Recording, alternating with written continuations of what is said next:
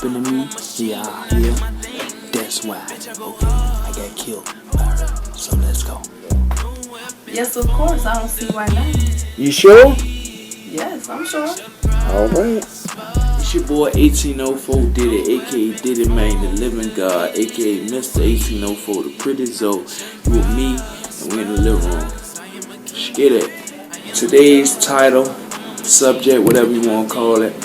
What is the cure to the black family crisis? Because it's definitely a black family crisis. Too many of our children are growing up without fathers. Too many of our children are growing up with abusive stepfathers. Too many of our children are being led by the wrong crowd and the wrong things because they don't have a male figure and a male role model in the house. So today we're going to talk about what are the key things to overturn, to cure, to overrun this black family crisis. Okay. Now, polygamy. The thing with polygamy is that, unfortunately, a lot of our men are in jail or dead. And naturally, more females are naturally even born than men. So that adds to the number,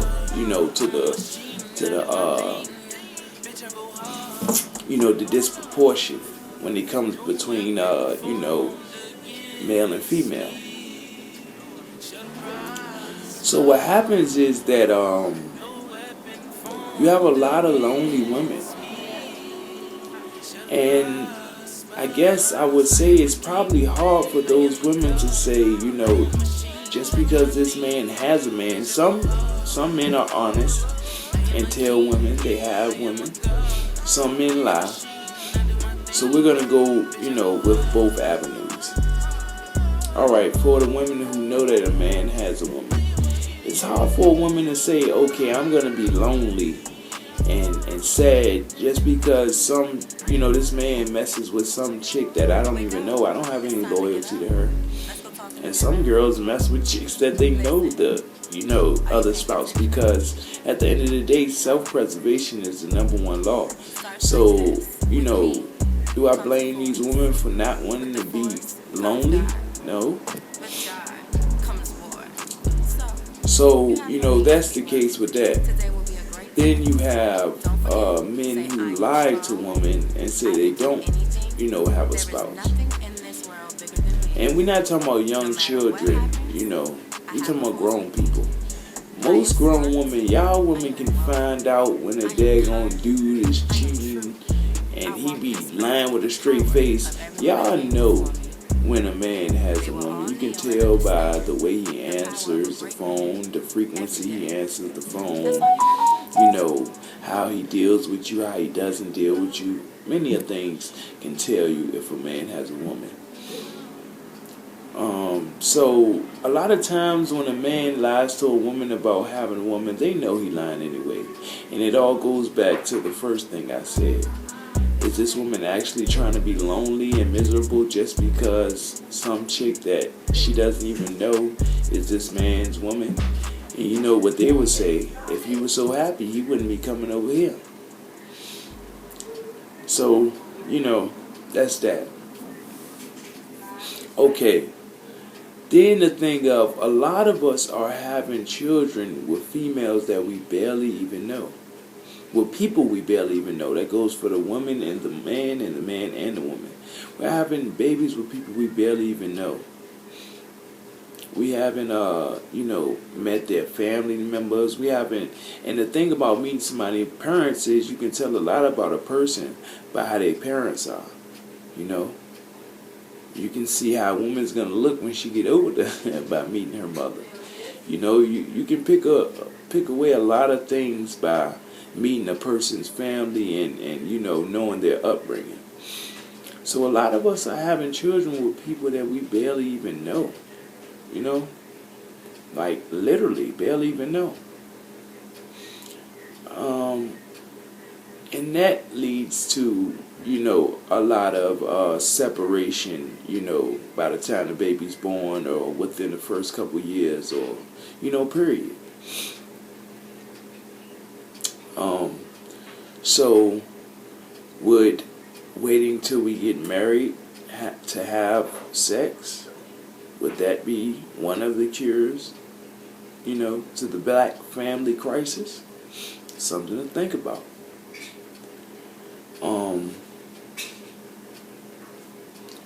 Somewhere along the line, something is going to have to be sacrificed to make sure that our children and that the next generation has their fathers and their mothers in their lives.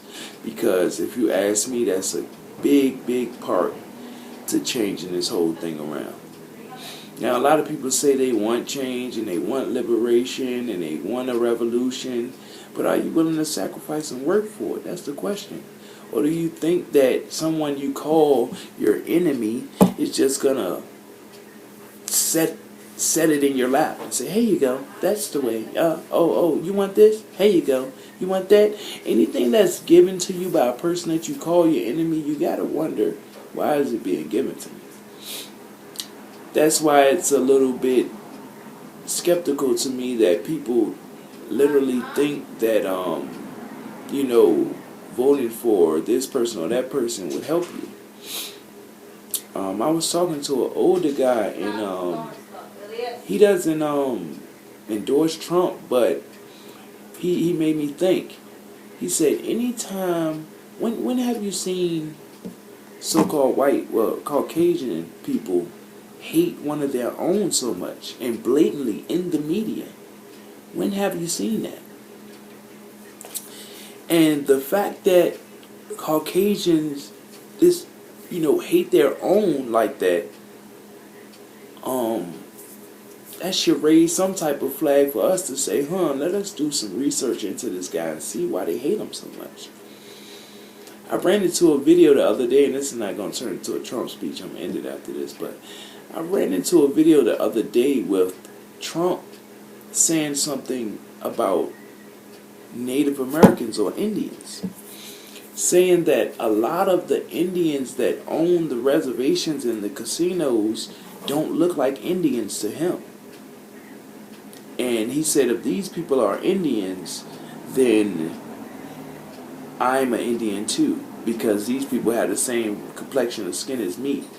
Basically what he was trying to say is that, not even what he was trying to say. In another insert from that same interview, well, I lied, it wasn't the same interview. It was a different interview with a guy. And the guy's like a funny, talk show host, an older Caucasian guy. And he says, yeah, I heard Indians look like Michael Jordan. And both of them bust out laughing. So that's just something for y'all to think about. Okay, back to the black family crisis. Like I was saying, something along the way is going to have to be sacrificed. Whether it's your pride, and you're going to have to work with multiple women, and y'all are going to have to, let a man have multiple wives. Of course, he's going to have to. In the Quran and the Bible, it also says that to have multiple wives, you have to be able to physically, financially, mentally, and spiritually take care of all of them. So if it's not a man that can put that pressure on his back and do that, then of course it can't be done. But if it is a man that can do that, you're going to have to sacrifice. Maybe your pride in the sense of a man having multiple wives, polygamy. Just so the fact that, the family structure can stay strong and a child can have their father and their mother in their lives.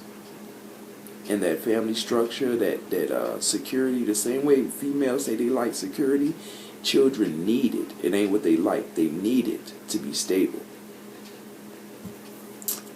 Whether it's going to have to be you sacrificing your sex life, whether you're going to have to be celibate until you find a man that you want to marry. Because best believe, if a man marries you just to get some booty, because a lot of times when we have babies, before marriage, it be a dude just wants some butt.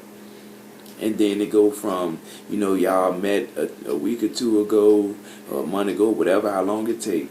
Now you getting butt with the condom on. Now before you know it, we having sex all the time. Ain't nobody about to get up 2, 3 in the morning. I done used my other 2 condoms, and now I gotta run all the way to the store to know. I done rolled over my thing hard, boom, I put it in there, and now since the first time we already did it raw, hey, might as well do it raw now, and boom, that's how we end up having children.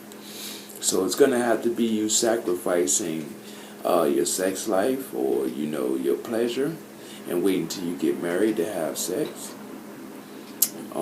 But something is gonna have to be sacrificed to make sure that our children are raised in the right manner. Speaking of children, look who just walked over here. Say hi. Let them see your hand when you wave. Look over here, Elias. Look over here. Look at the red dot. Yeah. Say hi. Say hi. Say hi. Alright, get out of here. But yeah, something will have to be sacrificed. My Baba, Dick Gregory, right here over my left shoulder. He's hilarious. He's one of the most honest men I've ever met.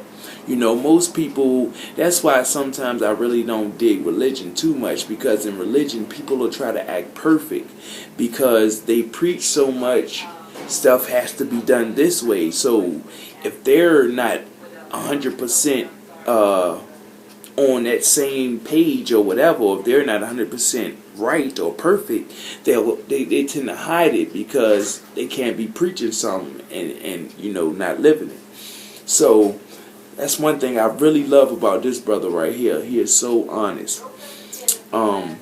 He was doing an interview, and he said, I have 10 children. And the person interviewing him said, oh, congratulations. I said, man, what you mean congratulations, man? I just getting some ass, man. Think I wasn't.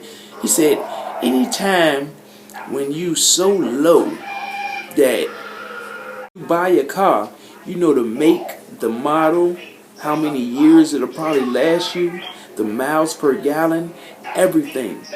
But when you reproducing another God, you ain't even think about that. You just fucking. And that's what he said. I said, damn, that's real, man. So yeah, that's just one of the many things my Baba Dick Gregory said right here on my left shoulder. But yeah, so what are we gonna do as a people, man? We're gonna sit around and wait for somebody to try to fix something for us? We're gonna continue to let the same things that plagued our last generation and this generation plague our next generation, and let it get worse and worse? Or are we going to sacrifice and put our pride to the side and put our sex life to the side, or whatever we have to do to make sure that the next generation is right? Or is it to the point where it's too late? Sometimes I tell myself, I think like, man, it's too late. That's why the earth has to what do you call it? Refurbish itself, or burn, or whatever. Not burn, but cleanse all the filth and the dirtiness. Because some people just not gonna change. They like driving their little car every day, and going to have sex with whoever they want, and eating the bullshit they eat, and it just is what it is, and they just comfortable with that, and they just gonna keep doing it. So either we're all gonna go down with that same ship, or God is gonna pick who He says, and those are gonna be the chosen people. Or either y'all, people going to sacrifice and do what's right, and lead to some change, and God gonna say, okay, y'all changed on your own, so now I ain't got to spank y'all. So the choice is yours. You know what I mean? What we gonna do? Barbecue or meal do? It's up to you. You know what I mean? It's your boy 1804 Diddy, aka the Living God, aka Mr. 1804, the Pretty Zoe. You and me, we in the living room. Gone. Shit.